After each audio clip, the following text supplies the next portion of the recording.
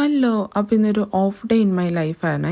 ഇന്നപ്പോൾ നല്ല മഴയുള്ളൊരു ദിവസമായിരുന്നു. അതുകൊണ്ടാണ് രാവിലെ എണീറ്റ് ഫ്രഷ് ആയിട്ട് അങ്ങോട്ട് തുടങ്ങാമെന്ന് വിചാരിച്ചു. കുറച്ച് യോഗയൊക്കെ ചെയ്തിട്ട് രാവിലെ നമ്മുടെ ബ്രേക്ക്ഫാസ്റ്റ് ചപ്പാത്തിയും കടലക്കറിയും കട്ടൻ കാപ്പിയായിരുന്നു കേട്ടോ. ഇത് പതിവുള്ളതല്ല. ഇന്നലത്തെ ലെഫ്റ്റ് ഓവർ കുറച്ച് ചപ്പാത്തി ഇരുന്നപ്പോൾ രാവിലെ അതങ്ങോട്ട് തട്ടിയേക്കാന്ന് വിചാരിച്ചു. കുറച്ച് നേരം നമ്മൾ രാവിലെ തന്നെ സീരീസ് ഒക്കെ കണ്ട് അങ്ങനെ ടൈം കളഞ്ഞായിരുന്നു കേട്ടോ. അത് കഴിഞ്ഞിട്ട് അടുക്കളയ്ക്ക് ഇറങ്ങി കുറച്ച് കുക്കിംഗ് ഒക്കെ ആവാമെന്ന് വിചാരിച്ചു. പിന്നെ നമുക്ക് ഉച്ച കഴിഞ്ഞിട്ട് പുറത്തേക്ക് ഇറങ്ങേണ്ട ഒരു ആവശ്യം ഉണ്ടായിരുന്നു. പക്ഷെ പോയി കഴിഞ്ഞപ്പം പോകേണ്ട ആവശ്യം നടന്നില്ല. അതുകൊണ്ട് എന്തായാലും ആദ്യമേ തന്നെ ഫുഡ് കഴിച്ചങ്ങോട്ട് തുടങ്ങാമെന്ന് വിചാരിച്ച്. മെഗ്ഡി കേരള പാവപ്പെട്ടവന്റെ ഊണശാല. പക്ഷെ അവിടുത്തെ ചീസ് ബർഗർ ഒരു രക്ഷയില്ല കേട്ടോ. എനിക്ക് ഭയങ്കര ഇഷ്ടമാണ്. അവിടുന്ന് നമ്മൾ ഇറങ്ങിയിട്ട് അവിടെ തന്നെ സിറ്റിയിൽ തന്നെയുള്ള കുറച്ച് ഷോപ്പുകളിലൊക്കെ കയറി കേട്ടോ.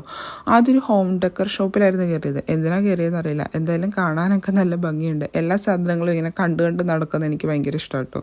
പിന്നെ നമ്മൾ പോയത് അതേ ഷോപ്പിന്റെ ഫർണിച്ചർ സെക്ഷനിലേക്കായിരുന്നേ. അവിടെ പോയി എല്ലാ സാധനങ്ങളും ഇരുന്നും തൊട്ടും ഒക്കെ നോക്കി. അവിടുത്തെ സാധനങ്ങളുടെയൊക്കെ വില കണ്ടപ്പോഴത്തെ എന്തൊരു എക്സ്പെൻസീവ് ഫർണിച്ചറുകളൊക്കെ. ഇവിടുത്തെ പരിപാടികളൊക്കെ കഴിഞ്ഞപ്പോൾ അടുത്തത് ക്ലോത്ത്സിന്റെ സെക്ഷനിലേക്ക് പോകാമെന്ന് വിചാരിച്ചു. ഇത് നമ്മൾ സ്ഥിരം പോകുന്ന ടൗൺ സെന്റർ അല്ല കേട്ടോ. ഇത് സ്വിൻഡന്റെ തന്നെ വേറൊറ്റത്തുള്ളൊരു ഭാഗമാണ്. അതുകൊണ്ട് തന്നെ നമ്മൾ ഇവിടുത്തെ ഷോപ്പുകളിൽ അങ്ങനെ അധികം കയറിയിട്ടില്ല. ഇത് ഞാൻ വെറുതെ ട്രയലിട്ട് നോക്കിയതാട്ടോ.